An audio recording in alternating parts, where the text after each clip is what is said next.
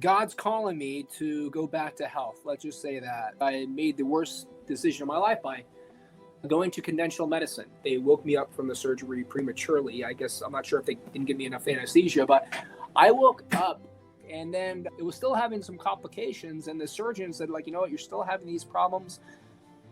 We may need to remove your entire intestine. And I was like, oh my God, this is the worst thing possible. You made me completely worse. I think you ruined my life. So there's some people that kind of do like an all meat based diet. It's like the carnivore diet. Why don't you look into that and see if that works for you?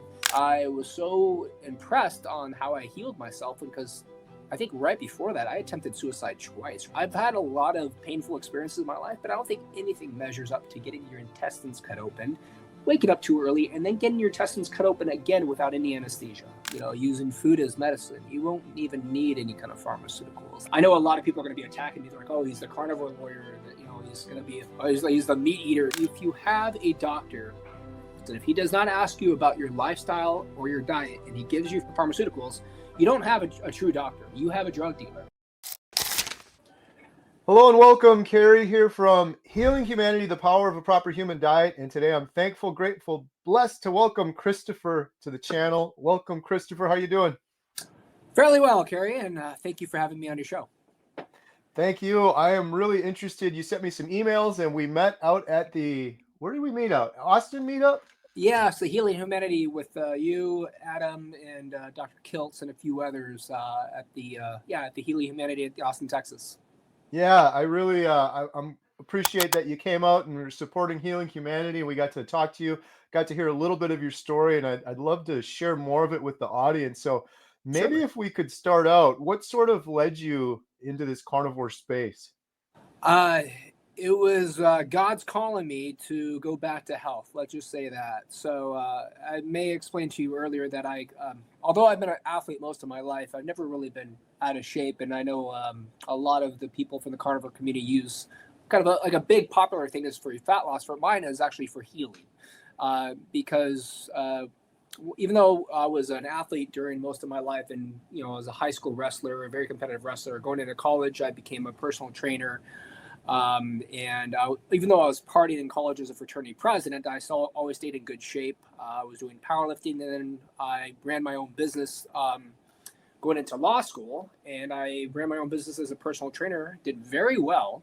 And I was actually took it very extreme in the law school, where probably one of the best shapes of my life was in law school, is because I didn't drink, I didn't smoke, and I basically made all my own food. And I worked with the registered dietitian who was also a bodybuilding coach to do all natural bodybuilding.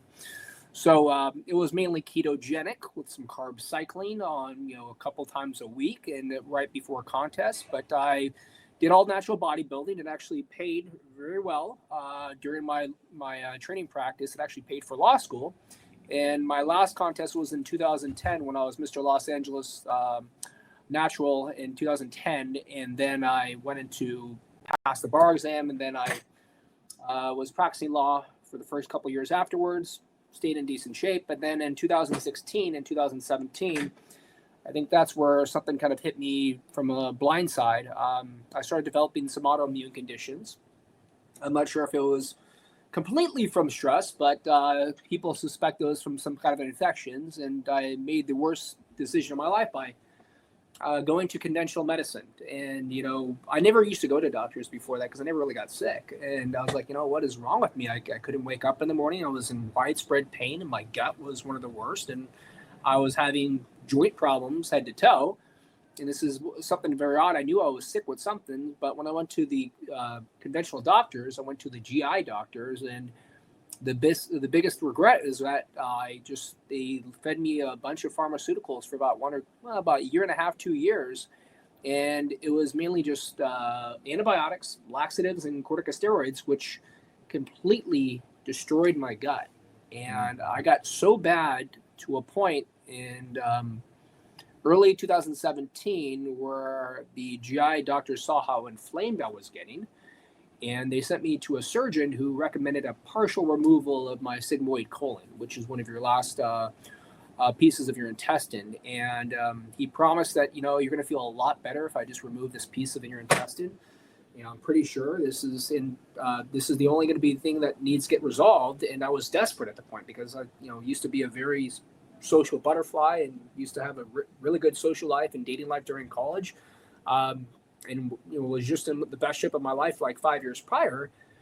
So I went in through the surgery, and that's where everything became completely worse. So the first thing is that they woke me up from the surgery prematurely. I guess I'm not sure if they didn't give me enough anesthesia, but I woke up as they were sewing my intestines shut. Oh. So one of the worst feelings you could possibly imagine. I screamed probably so loud that the entire hospital in Orange County heard me, and here in California, and they had to give me a bunch of morphine to put me back to sleep. And I woke up, and I was just just nauseous for a couple of days. And they said, "Okay, we're going to release you." I'm like, "I haven't been even walking, and I don't even know if these things work. And are you sure I should get released?" So yeah, it's fine. And right when they started release me, I started having some complications, just pain and just spasms. And then a few weeks later, I was just trying to manage it. I couldn't move because I think even when I try to sit up in the morning, because I was so used to having very strong abdominals, especially my competing days, I couldn't sit up because my stomach was in so much pain just because it just got cut open.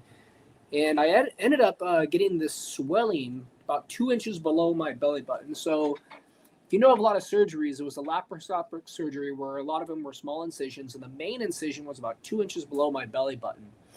It's called the anastomosis site, and so it was like a 2 or 3 inch scar that went horizontally, and I started developing this very bad swelling, and it got to the point where it swelled up to the size of a grapefruit. And you're one of the few people that actually showed the photo to, by the way. You can share it with Adam. I told Adam I had photos, but you saw how swelling it was getting 2 inches below the belly button. It's not like someone just getting bloated. It's like below your belly button, you got this swelling the size of a grapefruit. It's almost like the movie The Alien, where it's about to pop up out of my stomach. So I took some photos. I sent it to the surgeon. He said, "Get to the ER immediately." And they had to recut me open, and there was no anesthesia. They said it was mostly superficial, but I felt everything. I was completely awake. I just bit my tongue to the point where I started bleeding in my mouth. Just to cover the pain, they cut it back open, and they had to squeeze out all the infection and extra fluid out.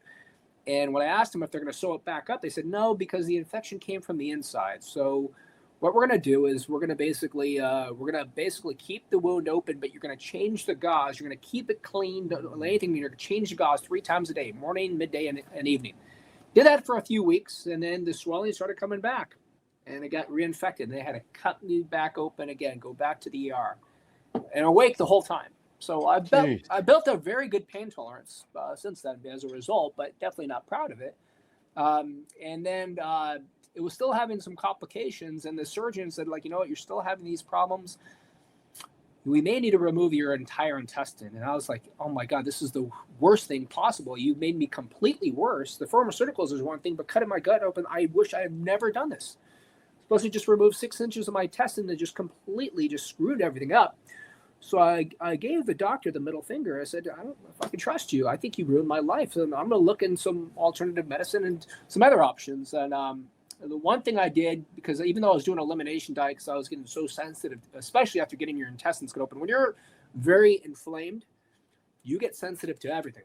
So I had to do an elimination diet. I was doing keto. I knew I couldn't handle any carbohydrates, but I was still having a lot of problems. And I ended up doing a 10-day water fast. I think it was going in the end of 2017, going into 2018, because I was having ongoing problems. I didn't want to go back to the hospital. It ended up kind of doing some initial healing. And then this was because even though I did a few fasts, this was one of the few fasts where I actually refed on meat. Because I was looking into hey, people doing bone broth, as part of the healing, maybe I just got to stick with just meat. And I noticed it was so much easier coming off the fast. And I was I felt better. I was well, I think I'm onto something right now. And I started doing some experiments. Okay, what am I sensitive to? Different types of meats. The meats were causing the problems. I'm it was plants, it was vegetables. And even when I was trying to do my sweet potatoes, which was my main safe carb when I was competing in bodybuilding, because you would do 3 days of just chicken or fish or steak and vegetables and some fats, and then you would refeed on carbohydrates. So sweet potatoes was my main safe carb. I was having problems with that. And even honey, same thing. With angel, I was like, oh my God, this is barbaric, and what's going on? And I even had I had an inflammatory response to coconut oil, and that was kind of very rare for me because I remember when I was just doing keto and I was doing like fasted training sometimes in the morning, I would do a little bit of coconut oil right before the workout. The coconut oil was burning my mouth. I was like, this is all right, I'm onto something. And I just started doing just meat. And I was like, all right, I think I probably just need to eat meat the rest of my life. Let me look into this more.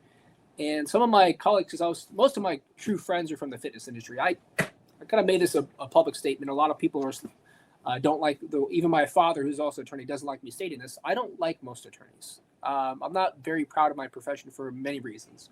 I think I'm going to be in purgatory for at least a period of time before I actually go to heaven. So I'm trying to shorten my time in purgatory, and that's why I really want to give back to the community. But anyways, most of my friends from the fitness industry said, hey, you know what? There's some people that kind of do like an all meat based diet. It's like the carnivore diet. Why don't you look into that and see if that works for you?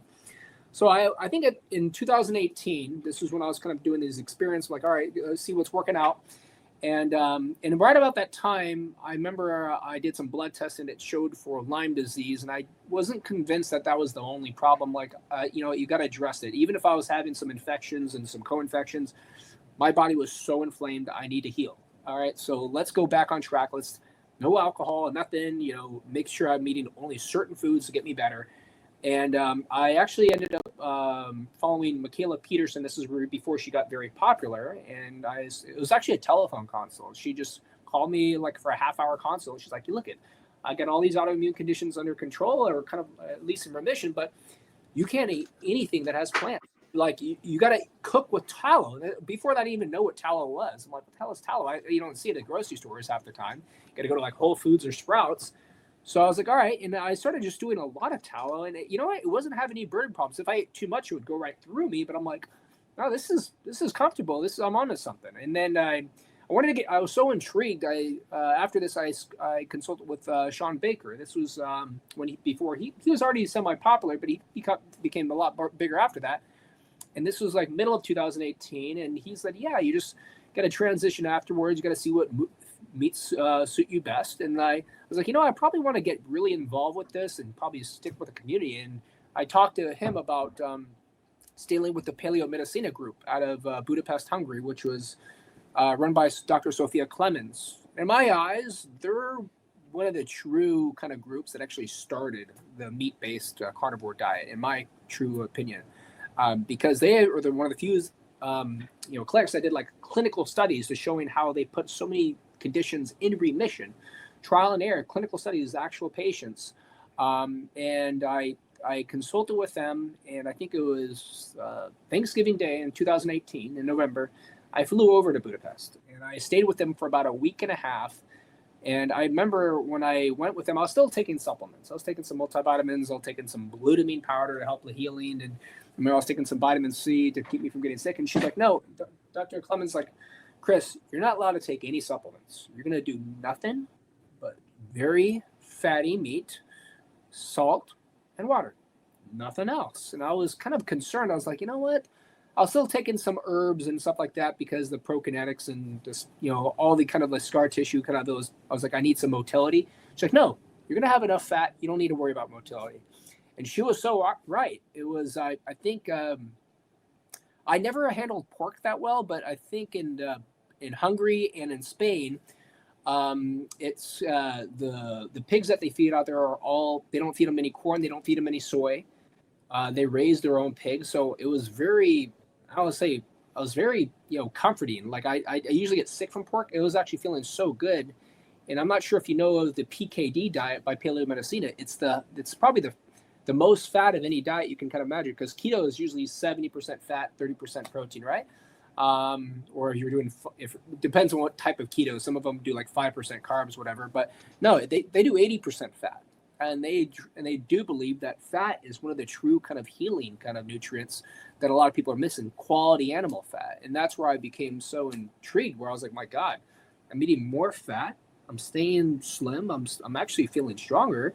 And I started exercising again. And when I came back to the United States, I was so impressed on how I healed myself. Because I think right before that, I attempted suicide twice. Right after the surgery, I attempted suicide twice. Hmm. And luckily I failed because I tried to try to overdose on painkillers. I ended up throwing a lot of it out. Try to do the, the old, you know, uh, the garden hose and the gas pipe, basically, or in exhaust pipe trick, and I got caught in Long Beach, California. I got caught, so I got a 5250 called on, or yeah, got a 5150 called on me, and I was like, all right, I need to get better, so I need to feel better, so I can be a little bit more confident. So when I came back to the United States, I was so thrilled on how it improved me, and I kind of wanted to spread the good word. I was like, look at, as we need to flip the food pyramid upside down. I remember I already had some additional credentials after passing the bar exam. I did a dietetics program, so I was a dietetic technician. I was going to get my master's in dietetics, but I told the USC kind of head school of I think their head master's program was of dietetics and gerontology. And I told them, was like, oh, okay, you have a good resume, really good resume. You're an attorney, but why do you think you're going to be a good candidate for our master's program in dietetics? And I told them, I was like, well, I think I can make some changes because you guys need to flip the food pyramid upside down. And they completely dismissed me. They're like, you're not a good candidate because you're not thinking the proper guidelines. And I said, no, this is completely wrong. I got my MBA instead, and then right during the lockdown, because you could already see how I'm so hesitant when people get overdosed on pharmaceuticals, the lockdown, and then they had the vaccine mandate right afterwards. And I was so pissed off, especially here in California, that I was like, you know what? People need to speak out. Why are people just becoming the sheep and bury their heads in the sand? People need to speak out. We shouldn't be forced to wear masks. We shouldn't be forced to be taking some random vaccines that are kind of even like promoted by Bill Gates, who has no medical background or any kind of educational background besides developing computer viruses, right? Why are we listening to him? People need to speak out. So I ended up deciding to get my PhD in public policy administration because I had some goals of getting my voice heard at higher levels, and I think I could make some changes to Congress. I made this decision in 2021, and I started my PhD program, I think, end of 2022, and I'm right near the finish line. I'm doing my oral defense this afternoon at 2 p.m. Pacific Standard Time, 4 p.m. Central Standard Time with my my committee for my dissertation, and I'm going to finalize a few steps afterwards, and hopefully going to become the first doctor attorney of my family, because unfortunately I have other attorneys in my family, and they don't like what I have to say because they don't like me speaking against the vaccines. They don't like me promoting meat-based diet. They think I'm a conspiracy theorist just because I has these true feelings. But yeah, my goal is I believe there needs to be changes across the board for our own economy for a lot of different reasons, but mainly it's really towards the health. And I got connected with Bobby Kennedy's team late last year, and I went to inauguration. I went to the Maha inaugural ball. I got connected with some of his advisors from Team Kennedy, and they agreed to be my campaign manager because they thought of me as a younger Bobby Kennedy, and they said, you can make some changes. We want to get you in Congress. And I've been kind of a dual resident in California and Nevada, and they said, you know what, don't waste your time with California. It's voter fraud. You got a lot of other problems too, but we really would like you to run for Nevada. And that's why I decided, well, yeah, I'm gonna run for the House of Representatives. I have a good amount of support, and I really think I can win this, but I'm going to put probably every ounce in blood, sweat, and tears into this to make sure I can get elected. But I can certainly hope I can get a lot of support from everybody else who think similar. Amazing, man. Incredible story. So much suffering. I can't imagine with the surgeries. Oh yeah, I know. And I've had a lot of painful experiences. I didn't look at. I think even when I was wrestling in high school, we went to a party in Compton, California. I got stabbed. I got burned with some blow torches, a prank, and something that a lot of people already kind of know, or not a lot of people, but my client was a tattoo artist, and going into the bodybuilding industry, it was very common to get tattoos. So I have plenty of tattoos on my back. I even had a tattoo removed off my chest, which is a lot more painful than getting a tattoo. And it was a very big tattoo. I've had a lot of painful experiences in my life, but I don't think anything measures up to getting your intestines cut open, waking up too early, and then getting your intestines cut open again without any anesthesia. So, yeah, I think a lot of people are just kind of need to toughen up eventually anyways. I think we need real strong men and women to lead this country, and I'd be happy to lead the forefront. Absolutely. Do you feel like We talked to some of these doctors, and some people are of the mindset that this is the proper human diet. Everybody should be eating this way. Do you have any thoughts on that? Or do you feel like if you were eating this way since birth, would you have ever ended up in the hospital with the health issues that you had? No, for a lot of different reasons. Because I think if you're using a true diet for metabolic health, using food as medicine, you won't even need any kind of pharmaceuticals. And I think after I passed the bar exam, it could have been just indulging in big dinners and going back to alcohol, a couple of things. It could be just a lot of stress, because as you and I know, stress can really impact your health, regardless of how good you're eating. If your mental health is not in check, then yeah, it's going to have an indirect effect on your entire body. But yeah, I mean, I believe if you're, I think it was kind of like God when I was going back, and I was like, oh my God, I can't eat all these foods that I was eating when I was competing in all natural bodybuilding. I was like the purest, kind of like just eating nothing but meat and vegetables, and and most of the fats when I was eating, by the way, when I was competing, it wasn't animal based fats. Occasionally, it was just if I had a very fatty piece of salmon, I wouldn't eat any kind of fats because it had some natural fats, but a lot of it was kind of like nuts and avocado basically as your kind of main fats. And I just noticed that like I couldn't have any plants, but I think it was kind of, I think when your body is so inflamed, you could only eat what your body truly needs to nourish. And I think it was kind of like an eye opener for me. I was like, I think God's telling me I need to eat what I have to eat in order to nourish my body, and I couldn't get away with any other foods. And I can't have any eggs or dairy. I'm complete lion. So I think the only eggs I can have is like duck eggs, just because I don't have a reaction to that, and quail eggs. I'm not sure if you know, but quail eggs are a natural antihistamine too. So a lot of people, but dairy, I can't. I don't even do ghee or either like occasionally, if it's a big event and they give me a big like a filet mignon or a ribeye, if they have if they have some butter on it, I'm like it does taste good. It doesn't give me that bad, but if I want to be if I really want to be very particular, I have to just eat tallow. Tallow and bone marrow. Actually, bone marrow is actually one of my favorites. Bone marrow and suet. So if you know what suet, so I learned, by the way, is certain raw fats from a quality source, animal fats. Raw suet and raw bone marrow is one of the most nourishing things on my gut. Even if I was having like kind of like a irritated upper GI from like it was bad air quality, I'm like, God, my upper, like, instead of just taking like any kind of medications or anything for like a soothing tea or something, I was like, I just eat a little bit of raw suet, and it kind of really soothes my upper gut.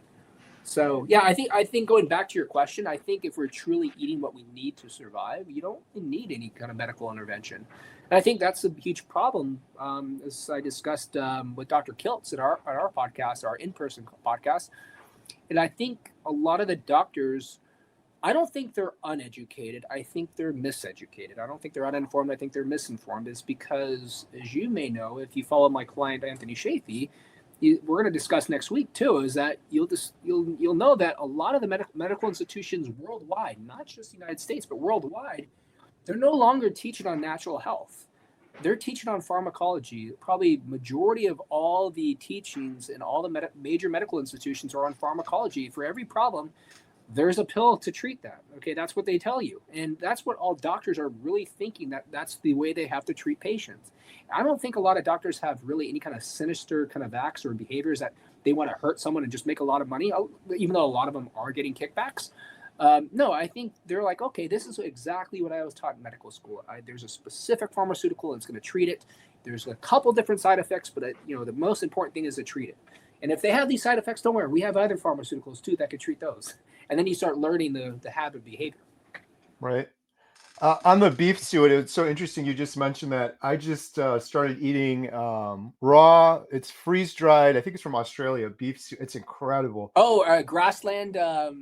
That's the one. Yeah. You know what? They're out of stock on Amazon, but that's the easiest thing, because sometimes I would buy from major farms like White Oak Pastures or just a couple other ones, even like North Star Bison, because sometimes if my histamines act up like during like the allergy season and I can't handle it, I can never handle like even sometimes I can handle aged beef, but if my histamines are acting up, I have to have really fresh beef. But one of the things I used to do is just get a bunch of raw suet. I would chop it up in very small pieces and kind of like basically nibble on it throughout the day, and it was kind of something that was very soothing for my upper GI. And I think Dr. Clemens also recommends that too. That sometimes a lot of people, I can't eat a lot of rendered fat; it'll go right through me. It doesn't feel like the laxative diarrhea that I was taking when I was like the pharmaceuticals that are just kind of irritate your intestines. It's just going to run right through you. It's just going to feel a little uncomfortable. But no, I think raw, if I need to increase my fat intake, I prefer just to do it through raw suet or raw bone marrow. And basically, you could basically defrost like a frozen bone marrow just right at like room temperature for like 20 or 30 minutes and just pop it right out. It slides right out. It's very soothing. So yeah, I think raw nutrition it's got to be properly sourced, because I've had some raw beef that was, straight up from like Ralph's or Kroger or some of the crappy grocery stores. I felt like crap. Maybe it was just because of age. I didn't get extremely sick. I just felt like, oh God, I feel like really fatigued and I feel like crap.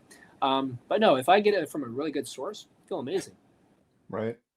On your comments with the doctors, I'm with you on the same page. I think they mean well, and they've kind of been steered in the wrong direction. I don't know, like you being an attorney from a legal standpoint, but I often wonder with some of these, there's like, what is the Hippocratic Oath? Do no harm. I was on so much medication for like 15 years, depression, anxiety, heart issues. And I was harmed by not treating the root cause of the problem. I almost wonder with some of these doctors, like at what point does it become an issue? You became a customer just like I did. You didn't become a patient. And that's where it's like, okay, you're going to take this. We're going to see how you do. And if come back in a couple of weeks, and if it's improving, we'll probably maybe increase the dosage. Or if it's not improving, we'll try another pharmaceutical, and we'll just do trial and errors. And that's where you're really, I think what was the saying is that if you have a doctor you go to see and you're having some problems, and if he does not ask you about your lifestyle or your diet, and he gives you pharmaceuticals, you don't have a true doctor. You have a drug dealer. And that is so accurate in so many different ways. So a lot of people need to recognize that, okay, yeah, why isn't the doctor asking, especially when they're just, with a lot of diabetic patients, it's just like, okay, we're going to increase your metformin before your food intake. No, and when I did the dietetic rotations, by the way, at some of the larger hospitals here in Los Angeles County, when I was becoming a dietetic technician, I noticed that a lot of the registered dietitians are actually acting as pharmaceutical doctors now too, is because, okay, you're going to eat a carbohydrate meal at lunch. Instead of modifying the meal, they would say, okay, no, you're going to eat that, but we're going to increase your amount of metformin you're going to be taking before the meal, because you're going to be eating about 120 grams of carbohydrates. So we got to time that out. And they think they're going to be helping, but in reality, they're worsening the patients. Right. So I think there needs to be a lot of changes, and I discussed this with a lot of people at Team Kennedy too, is that we got to change the curriculum in all these medical institutions, because, as you may know, Carrie, the biggest donors and funders for these medical institutions are pharmaceutical companies: Pfizer, Moderna, Johnson & Johnson, a few other ones. And these are statements of fact. These are facts. These are not just some kind of beliefs and arguments or conspiracies. These are open-end statements that say that, yeah, some of our biggest donors are some of these major pharmaceutical companies. So what are they doing? They're like, yeah, we're going to be your major donor, but we'd like you to promote these pharmaceuticals as part of the curriculum for your medical students. And it's kind of a revolving circle that they ended up just getting people a lot worse. And I think we need to change that across the boards. Yeah, absolutely. Well, I'm happy you're going in there to fight the good fight. Today's my 2-year carniversary, so I haven't been doing this for terribly long.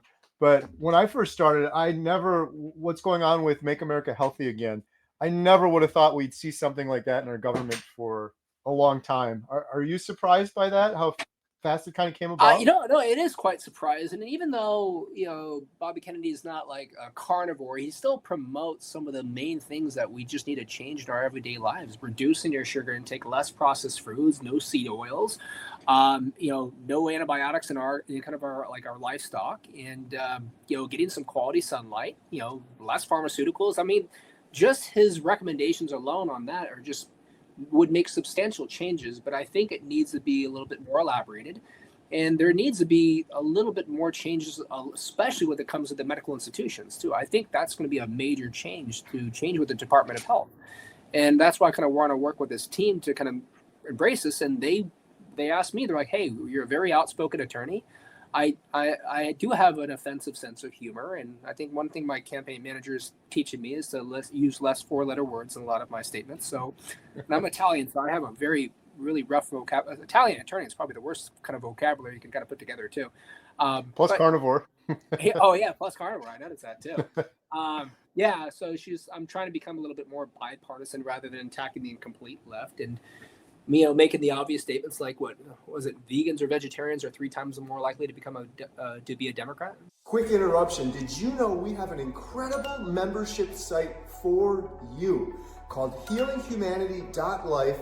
We have a special offer going on right now. Learn more at the link in the description. We have courses. We have expert Q&As with the good doctors. We even have a Healing Humanity Heroes Zoom call once a week, highlighting real heroes that will inspire you on a path to healing. The community is wonderful. We're going to be implementing a buddy system so you can be held accountable, recipes, all sorts of great stuff to help you on a path to healing. Learn more at the link in the description below. But you can kind of think of like the lines of like I think carnivore lifestyle, it's not just a diet, it is a lifestyle. It's like, it's about making every part of your daily lives healthier, getting outside more, doing some grounding, getting some quality sunlight, getting some social interaction. I think that was the biggest thing about the lockdown with the increases in depression was people are locked inside at home and they're just they're driving around with a mask on in their own cars. And I already make the joke. It's like kind of sleeping with a condom on. Like it's not really making any sense. And I also, I do conservatorships too. I'm not sure if you're familiar with that. It's kind of like a guardianship for adults. I'm not sure if you know like the Britney Spears ordeal here in Los Angeles County. I actually know her judge very well, but it's usually when the average conservatorship is when the adults in the 70s and when they're in their 70s or 80s, they develop dementia and they no longer can remember their children's names. And then you have to take them to see like a geriatric psychiatrist or a neurologist or a gerontologist, so many times like a gerontologist, basically to review, to do an examination and make a conclusion on whether or not they have the sufficient mental capacity to manage their own finances. And a lot of people are developing dementia. And I think there's a trait. I think it's partially due to pharmaceuticals, but there's a lot of reasons why our country is just becoming dumber. And even though Fox News didn't like me making that statement, and they cut out a lot of parts of my video, and they cut out a huge part of my comments about Big Pharma because I didn't realize that Fox News gets a lot of their funding. It's supposed to be a Republican based kind of a news media outlet, and they're getting a lot of their funding from Big Pharma as well. It's just because people need to recognize that instead of kind of evolving, we're basically declining in our evolution. And I think we need to make a lot of changes going forward. And beyond our natural health, it's a lot of things. I think we need to go back to true family traditions. That's why I do believe we should not only make America great again, but make America healthy again. And I think we need to focus on serving the people that are really going to be protecting our country. In my eyes, the farmers are the real people that put real food on our tables. And that's a huge part of my campaign, is to save the farmers. And that's why I really got along with Congressman Tom Massey at the Maha inaugural ball in DC, because I'm not sure if you know of Tom Massey from Kentucky. He's a big kind of proponent of saving the farmers too, more subsidies for farmers. We need less of a monopoly with the agriculture, because you can't be selling a lot of our farmland to big investors or China. No, we got to dedicate that. It should be reserved for American hardworking farmers. So there's a lot of changes I need to promote, and I think I have about another 19 months to talk about it too. Well, I'm excited for that. My neighbor right down the road from me, he's a 6th generation farmer, and he's doing it right. The cows are naturally grazing in the field, regenerative farm. The guy works his butt off. I'll go out there sometimes 5 a.m. He's out there. I'll go out there 10 p.m. at night. He's out there. Works a full-time job in between because he can't make enough money to pay the bills. And when we talk about make America healthy again, I've heard some people say this is great for awareness, but how much can the government do when, in terms of nutrition and things like that, a lot of people have to just be their own advocate, take it into their own hand. But are there things that the government can do in terms of, I guess, like subsidies? Or Yeah, exactly. That's what I definitely want to discuss, is more subsidies. I mean, I'm very proud that the DOGE is making so many investigations to see where our tax dollars are really going. And I mean, how do you feel that $8 million of our tax dollars went to doing transgender sex changes for rats? I'm really trying to see the purpose of that. And I try to explain that to a lot of my liberal relatives. I'm like, what you're pissed at Elon for finding out a lot of our tax dollars went to buying $50 million of condoms for Gaza and sex changes. So what's the benefits of doing sex changes on rats? He's like, you know what, those rats have lives too. Okay. I was like, this is where you're coming to like an argument where you're talking to a brick wall and you're like, okay, I'm really not getting any kind of logical response and to my questions. But yeah, I think when you focus on how much money, there is so much money that's floated around. I'm so fortunate that we're really tracking down a lot of where our tax dollars are going. It needs to be America first. People need to recognize that. I can't believe how much of our tax dollars are going to so many nations that people didn't even know about. I don't want to disrupt make this completely political, but I think there is a huge concern with a lot of our tax dollars are not even helping the American people. It's going to only other countries, but I think a good portion should come back to the American people, and a large portion of that, should be going to people that are really saving lives or putting real food on our tables. And then you'll see how much money and funding should be going to American farmers, but I believe some more funding should be reserved for the American farmers. And I spoke with a lot of different American farmers too, and this is why I'm the sponsor for my high school wrestling team, and I actually one of the few kind of like attorneys are like, hey guys, I'm going to have you I bought you guys about 40 pounds of meat. This is kind of like a thing right before they did like state finals. Like, guys, I don't want you guys just going out of town and eating a bunch of crap. Because when I was a wrestler in high school, I mean, we would just go to buffets after a tournament and just eat a bunch of shit. And then you're just like, oh my God, now I got to go cut weight again the next week. I was like, no, you need to nourish yourself, but you need to nourish yourself properly. So, a big thing I think need to be changed is change in the curriculum with the AND, the Academy of Nutrition and Dietetics, with all the schools. Because part of my dietetic rotations, we work with different charter schools in Los Angeles County. And, I was so disturbed by seeing all the shit that we're serving the kids nowadays. So it's no wonder all our kids are kind of so screwed up and so overweight and so unhealthy and having so many metabolic conditions. I mean, this is our next generation. These are our country's future leaders. I think should play a huge focus on what we're going to be treating and serving our kids too. I'm with you 100% on that. As you know, I'm filming this documentary, and one of the reasons I'm so passionate about it is the kids in this next generation. I like how sick you were, Christopher, how sick I was. And then I look at this next generation, what they're eating. I think we're going to look back 20, 30 years like, what the hell were we doing? This is criminal. This is like a science experiment. Some of this food that they're being fed in the schools or walking around with the Starbucks, just pure sugar or food dyes and all this craziness. It's never before been seen. And that is a huge draw concern too, because even though I have family that are kind of part of these school institutions as vice principals and whatnot, and you can see that I don't agree with them on so many levels, because I even had a relative responsible for not only kind of like, modifying and getting like a bunch of like, vending machines in the schools. I was like, what the hell are you thinking? Why are you getting your kids so overweight and fat? And not just that, there's some traditional values too, where I don't like the fact, and this may be a touchy subject for you, Kelly, but I think, Carrie, but I think a lot of the carnivore community would actually agree with me.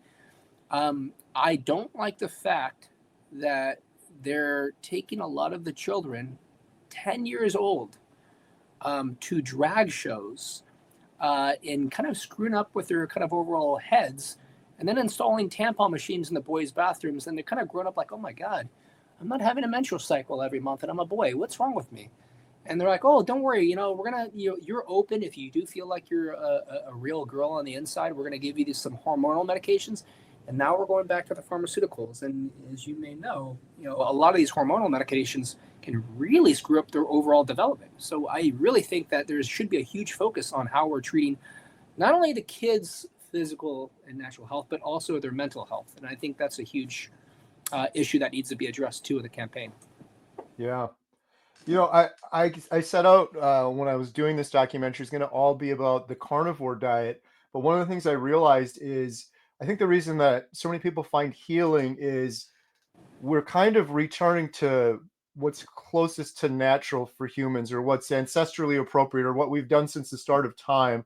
And the further away we get from that, it's like the sicker we get with everything you just mentioned, the lockdowns, the crazy it's almost like chemicals they and want us. medications. It's when you think about it, some of these larger agencies, it's like, oh my God, maybe they are trying to depopulate the earth. And that's kind of going back to some of like Bill Gates' comments. You're like, we're overpopulated. We need to address the and then I think it was him and Kamala Harris actually both admitted on the record that we need to kind of reduce the population. I'm like, okay, so how are you going to reduce the population? Get everybody sick and dying, and also kind of increase the revenues for Bill Gates' his hands with Pfizer and Moderna, like making quite a bit of money. People need to recognize what's actually happened behind the curtains. And I'm happy to expose that. And I could already tell you that just in the last kind of like 6 or 7 weeks, kind of like running, kind of promoting my campaign, I made a huge statement about changing our health, promoting more. I didn't even say just everybody need to be carnivore, because as you may recognize, when the in-person podcast that I did with Dr. Kiltz a few weeks ago, when it comes out, when I think it's going to go live in a couple of weeks, him and I kind of had a consensus, like, it's not reality to change everybody to carnivore. And I do believe the carnivore is going to be like the true center of the pure bliss, if you want to get to a really true ketogenic, like anti-inflammatory diet. But just getting people to reduce a lot of the excess carbohydrates and grains and like excess sugars is one thing that really needed to be changed. So it's making, really kind of embracing a ketogenic lifestyle, even if it's not completely meat. And right when I started making these open statements and doing these videos on LinkedIn, I got so much hate mail. And just the fact that I want to make America first and really try to, I know I said, and when I speak out against the vaccines, I actually got threats for speaking out against the vaccines. Like, oh my God, you're gonna kill everybody by keeping them off vaccines. And even my own brother doesn't want to hang out. He's like, you know what, I kind of don't want to hang out with you because you're campaigning, because I think people are going to try to kill you. And I'm like, you can't really live your life in fear. If no one's going to step up, then someone has to step up. And I'm happy to take the labor. And I'm used to getting threats as an attorney anyway. So I'm like, you're not going to really scare me. So no, people need to step up, get against, speak out against these agencies. And even though the carnivore community is very strong, and that's why I feel like it's very kind of like, I feel very welcoming too. It's very compassionate. But to make actual changes at a national or even global level, you need to have someone kind of making these statements out loud with all the, at the legislative hearings, at someone at a congressional level. And that's why I do believe I can serve a huge benefit to the carnivore community and essentially the entire ketogenic or functional health community. Absolutely. Well, one question I want to ask you, because every Sure. carnivore interview I get, people always ask this one, and you kind of narrowed it down a little bit before, but this is kind of a basic one. But I have a lot of new carnivores that are watching my channel. What's your typical day like food wise? What are you eating? I've learned that even though I do believe that beef is going to be a lot more nutrient dense in quality than poultry. I've kind of developed a sense where I started buying. I think there's like probably 15 different. There's probably more, but I know there's about 15 different farms throughout the United States that sell corn-free and soy-free poultry and pork. So one of the things I started doing is, especially with North Star Bison, because it's really quality pure meat, and that's a little pricier, but I love doing a bunch of like soy-free chicken, like with skin on, breast, like, baking that for lunch. And then at night, the ribeye is kind of like the standard, but you know what I actually started doing? I admitted this to Dr. Kills. I know if I kind of put a video of me eating raw meat, it's going to make people go crazy. And I'm like, I even spoke with my campaign manager. I was like, hey, you know what? If I'm eating a raw meat, do you think the Americans, like, we got to ease into that, because a lot of people are going to think you're a complete wacko if you're eating raw meat. I'm like, no, I'm actually probably in better shape than most 39-year-old attorneys that I know. I'm turning 40 in a couple months, so I want to make sure. And part of my 40th is going to be this big meetup we're going to do in Vegas, by the way, too. So I want to make it very large. But I was like, no, this is something that's probably the most soothing. I feel I actually digest it better. I actually get like, I'll even show you some videos, is that I get a fattier piece of quality meat. It's usually, there's a Sprouts close to me, and Sprouts actually has some quality meat. And I usually get like a skirt steak, or even like some fattier kind of like boneless kind of like short ribs. And I feed them. I have my own meat grinder, and I feed it through a meat grinder at night. If I had a long day, if you grind your own meat and you just eat it straight with a spoon, it's the most soothing thing on your gut. And TMI, but my bowel movements actually look more normal after this. It's like it's actually something I do believe is kind of treating the gut. That or if I ever do cook meats, I'd either do like a black and blue sear, kind of like a quick sear on both sides, kind of like I think when I was at Austin, Texas, I took my campaign manager out to the Longhorn Steakhouse, not too far from where we had that event with you and Dr. Kiltz. And they call it the Pittsburgh style. So you do black and blue. So a quick sear on both sides, very rare on the inside. Or if I do another type of cooking is I do a slow roast. A slow roast at a very low temperature, because I've found that my body really doesn't like too much rendered fat. So when you cook and when you actually go treat with the Paleo Medicina clinic, they're not doing too much inpatient work now. They're doing more research. And I think I'm working with Dr. Clemens with her new book. So I just spoke with her recently. She wants to use me as a case study, as like one of the healing case studies. Is they never really overcook their meats. They usually do like a slow and low kind of style of cooking. I learned that with a lot of different meats, and not just that, it makes it so much more tender. So yeah, sometimes, and I also like a lot of bison and venison too. I think when I got sick from mold a couple of years ago, my iron levels really plummeted. When you get sick from mold, like your body like really just kind of goes really inflammatory. But I remember I didn't want to take a lot of like iron pills or iron infusions. So what I did is I stuck with a lot of bison and venison to get my iron levels back up. So that's another thing that's part of. I usually kind of rotate it around, and I think I purchased from probably like 12 to 15 different farms kind of like throughout the year. And I always try like a new farm. And whenever I see something that's selling like corn-free or soy-free poultry, if I ever eat a bad quality chicken, I can completely taste it. Not only does it make me nauseous, but it feels kind of like burning, because maybe it's just because it's so many inflammatory omega-6s that you're having like quality. But if you Google omega-3 chicken, you're probably going to go to Slanker Beef out of Texas. And they're one of the few farms that sells soy-free, corn-free chicken. And you'll realize when they actually did the testing of the omega-3s and omega-6s, it's actually almost similar to beef. Because most poultry and pork, as you may know, has a very bad omega-6 to 3 ratio. But if you actually get corn-free and soy-free chicken or pork, it's a lot more balanced, and it's actually very, very tasty. I recommend it if you haven't really dove into the corn-free or soy-free chicken lately. I'll have to check that out. It's one thing I've been learning more of on my journey here is it's like we have chickens. We have a little homestead here, so we have our own chickens. And so chickens weren't intended to eat corn. That's not their natural diet. Cows weren't intended to eat grains. Humans weren't intended to eat grains. It's like when you do these things that are unnatural, all of us get sick. Yeah. We're actually getting a big flock of chickens, baby chicks, and I'm doing them all natural. No corn, no grains. They're going to forage and insects. And forage and insects is like the most natural way, because I just know when I research it a little more. And for my PhD, all you do is research. You're researching qualitative and quantitative research, basically, peer-reviewed journals, but you're studying everything else. And I learned that, I think the reason why cows and a lot of ruminant meats can have, be grass-fed and, only eat grass is because they have like a multiple stomach system where they can digest like all that. But I think when it comes to pork and poultry, they have like a single or two stomach system where they can't digest it as much. It's almost like kind of like similar to like humans. Like, we can't eat grass. And I realize, especially when you have, after you get your intestines cut open and what a portion of your intestine is very pinched from all the scar tissue, I can't afford to eat fiber. It'll cause a blockage. So I have to eat. I have to absorb most of my own food. That's one thing I realized, that I was having a lot less stool output when I was actually eating quality beef. But not just that, everything was very smooth. I was not having any kind of stricture problems. You realize that animals and humans, they have their own kind of stomach systems, that we eat what we need to in order to be properly nourished and proper survive. And people need to eat for survival if they really want to nourish themselves. Absolutely.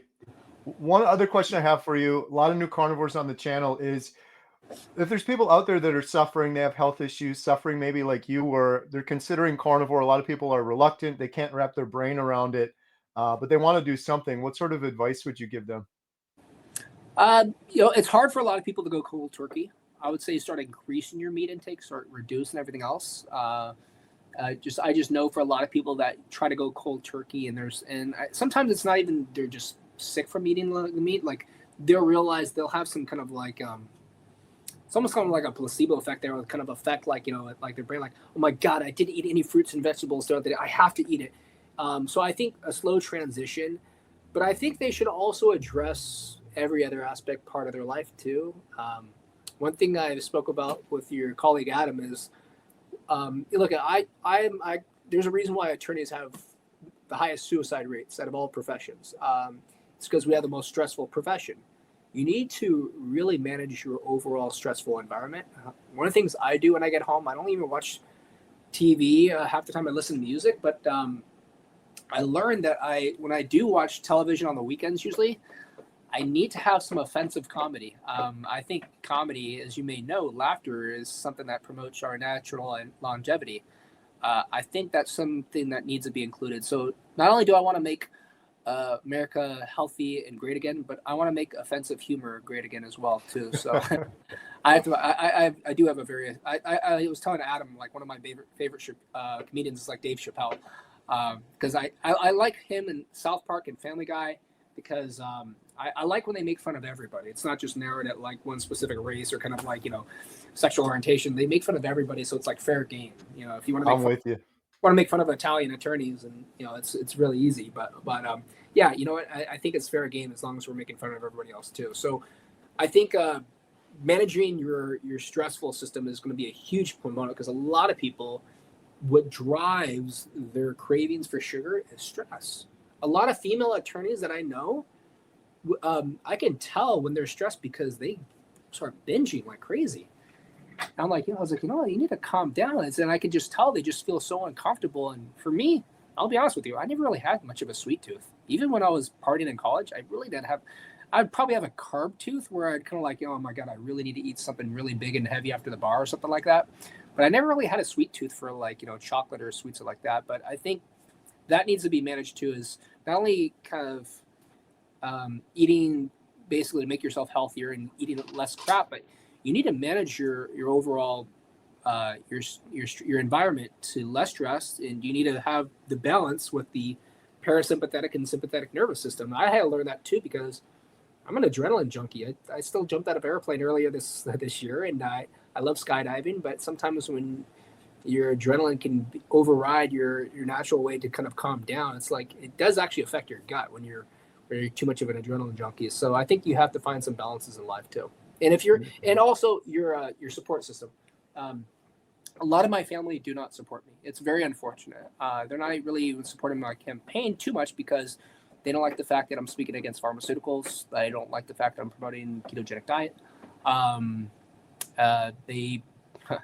I think even like my father laughed at me when I told him I was getting my PhD in public policy, even though my credentials are more than him, because we kind of had like a competition as attorneys, because he's an attorney, my other uncle's an attorney, my other uncle's a retired judge, my granduncle's an attorney and all that. But I think I'm like the one black sheep. But I when I want to hang out with people, it's not going to be really attorneys. It's not really going to be family. It's usually people from the health and fitness industry. So most of my friends are people that I personally trained with for 20 years ago.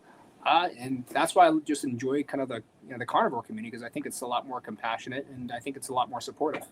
So yeah, I think definitely consider community as well. Quick interruption. Thank you so much for watching. If you're interested in learning more about our documentary, Healing Humanity, The Power of a Proper Human Diet, or supporting it, please visit donate.healinghumanity.movie.